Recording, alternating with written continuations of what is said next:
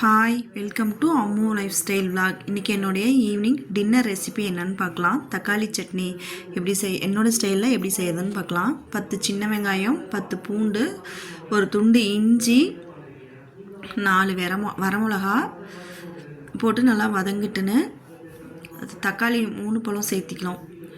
சின்ன சின்ன பழங்கனால 3 பழம் சேர்த்திக்கிட்டேன். நீங்கள் பெரிய பழமாக இருந்தால் 2 மட்டும் சேர்த்திக்கோங்க.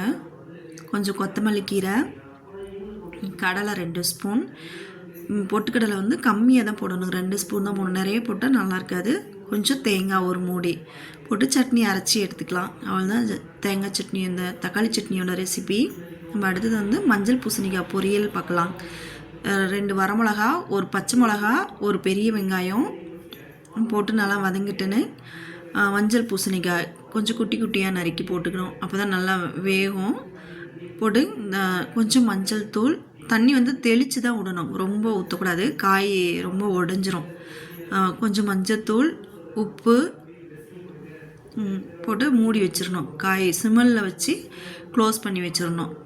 க்ளோஸ் பண்ணி வச்சுட்டு இடிக்கல்லில் ஒரு சின்ன வெங்காயம் 5-6 சின்ன வெங்காயம், பூண்டு 4-5 பல் பூண்டு, கொஞ்சமாக சீரகம், மிளகு இதெல்லாம் நல்லா இடித்து இறக்க போகிறதுக்கு ஒரு 5 நிமிஷத்துக்கு முன்னாடி ஒன்றும் அதிகமாக இடித்து அதில் சேர்த்திக்கணும்.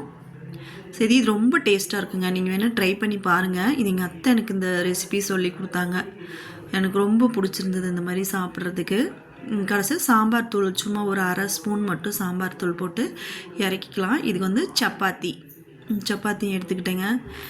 இன்றைக்கி என்னுடைய ஈவினிங் டின்னர் வந்து இப்படி தான் போச்சு.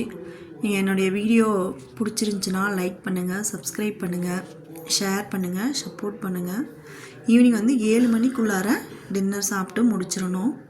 எப்படி சாப்பிடும்போது கொஞ்சம் பொறுமையாக மெதுவாக தான் சாப்பிடணும். பாய்.